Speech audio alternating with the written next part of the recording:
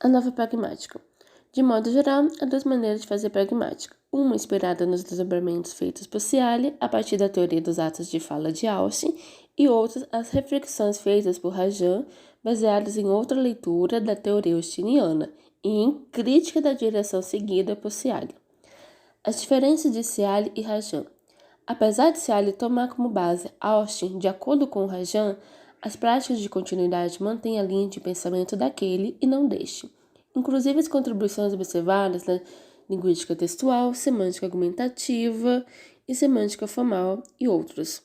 Na maioria das vezes, as questões de ordem pragmática se referem à teoria dos atos de fala, às relações deíticas e à ideia de contexto de uso. Os problemas de linguagem nessas áreas não vislumbram uma perspectiva performativa da linguagem como pano de fundo. Essa segunda maneira que retoma o pensamento de Austin para conceber uma perspectiva performativa de linguagem estruturante de toda a prática. Não se trata de uma teoria, mas sim de uma maneira de olhar a linguagem e conceber todos os atos desencadeados na linguagem e a partir dela.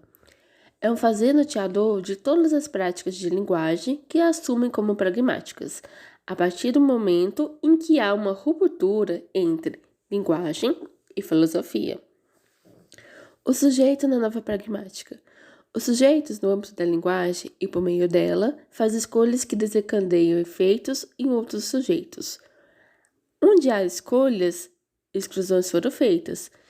A realização dos atos de escolhas e de seus efeitos se dá na linguagem e por meio dela, desde que não haja a separação desse seu contexto de uso, como afirma May. A figura do falante, dentro dessa nova perspectiva, não é mantida em isolamento do meio social em que vive. As sentenças seriam tratadas de outra forma, sem que fosse fruto de uma prática de isolar forçosamente os enunciados que ocorre naturalmente, a fim de estudá-los como simples sequências ordenadas de palavras ou frases. Rajan, 2010.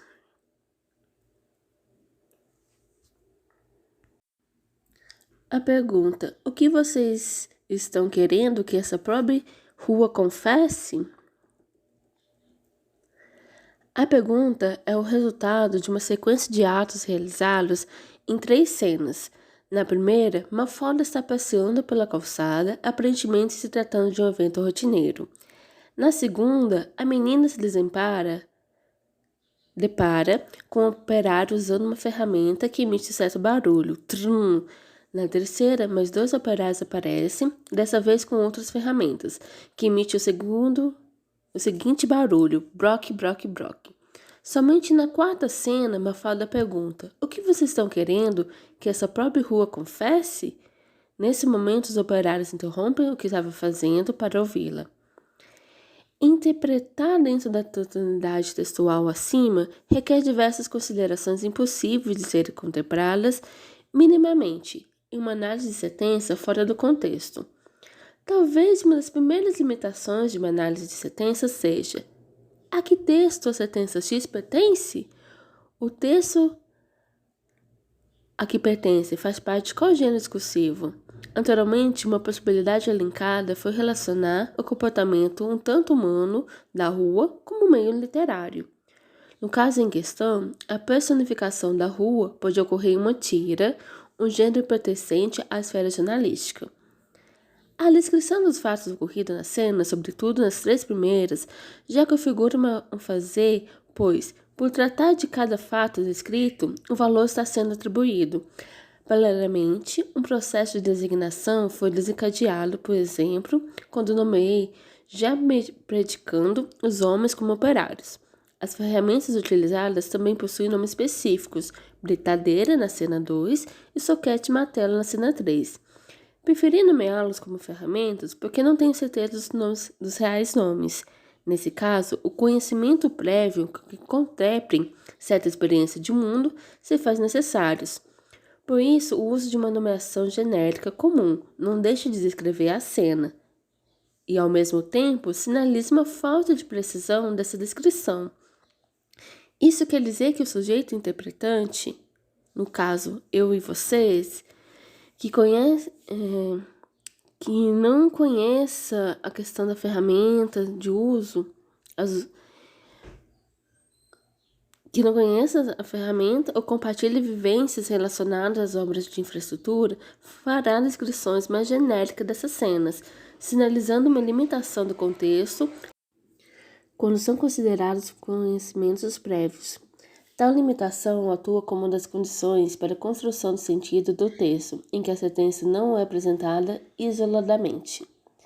Minimamente, o sujeito interpretante precisa considerar que se trata de uma situação de reforma de uma rua, ou seja, de uma obra de infraestrutura. O desconhecimento dos nomes das ferramentas não prejudica a construção do sentido.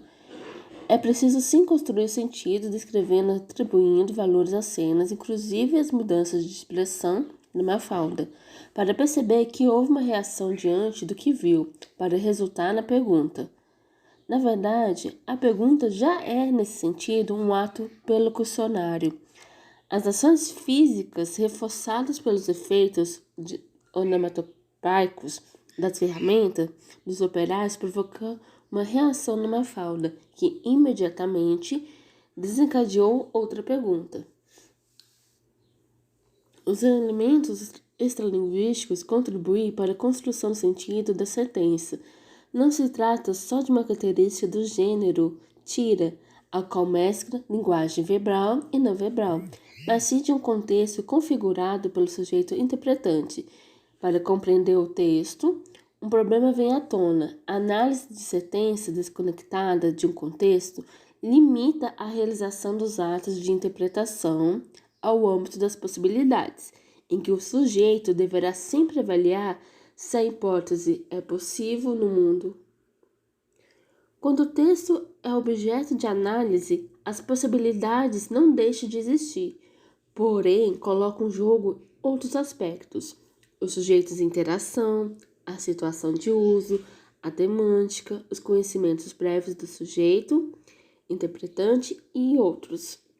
A relação entre o texto e o mundo não é desconsiderada. Ela ganha, todavia, outra função no processo de interpretação, de condição primordial para uma das suas condições. Até aqui, é possível perceber que, ao lado da relevância da noção de contexto, é preciso tomar as discussões feitas a respeito para prosseguir na interpretação de textos no lugar de sentenças soltas. Assim, torna-se relevante e urgente delinear a noção de contexto de acordo com as novas condições postas na pragmática defendida por Rajan. Motivada pelas rupturas, renovações, inovações advindas com Rajan ao longo dos anos e organizadas na forma de uma obra maior que a Nova Pragmática de 2010, trouxe algumas ideias ainda em fase de reelaboração para serem discutidas nos próximos anos. A revisão dos princípios teóricos e metodológicos à luz da nova pragmática, a começar pela análise de textos no lugar das sentenças. A redefinição dos problemas dentro dessa nova ordem pragmática e a análise de textos que contemplem esses problemas. A principal fonte de pesquisa é o artigo Uma Nova Maneira de Fazer Pragmática, de Maria Isabel Borges.